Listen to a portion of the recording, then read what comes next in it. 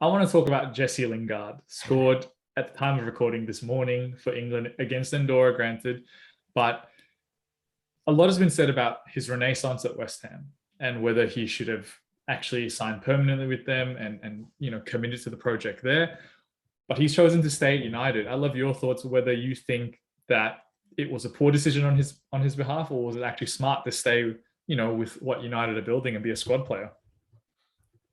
I think he probably should have gone back to West Ham on a permanent deal because he would have played way more football. And it's been proven through the likes of, Grealish earlier and Declan Rice and, a lot of guys like that you don't have to be playing for one of the big six in the Premier League to get picked for Gareth Southgate's England.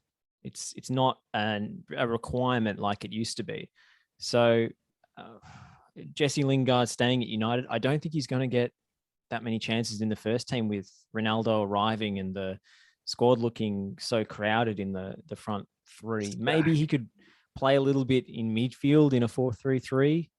But again, I don't know if he fits the profile of the kind of player that United need in there. So I think he's really limiting his first team opportunities by staying, but he is a United fan, came through the academy, and he probably wants to play with Ronaldo and train with Ronaldo because that's got to be a thrill for the guy. So he's going to live his best life this season, but I don't know how much of that life will be lived actually playing football on the pitch. So I think it could be hampering his progress as a potential England starter, given his recent form in the qualifiers. If he's not playing on a regular basis, will Southgate continue to pick him?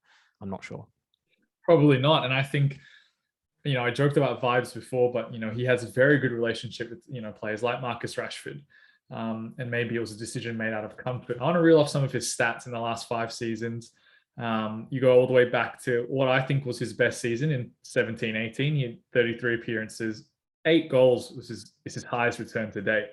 Then followed by 4 goals, 1 goal. 2020-21, he was obviously at West Ham, where he got 9 in 16. And so I'm with you. As much as I love Jay Lings, I love the vibes and I love his youthful exuberance, but you forget that he's 27, 28. He's not a young kid anymore. And if you're looking to push for a spot in that England team, with the likes of Saka, Mason Mount, Phil Foden, you have to be playing week in, week out. You can't be sitting on the bench or not even on the bench, because when you look at that United squad, like you said, does he even make the bench?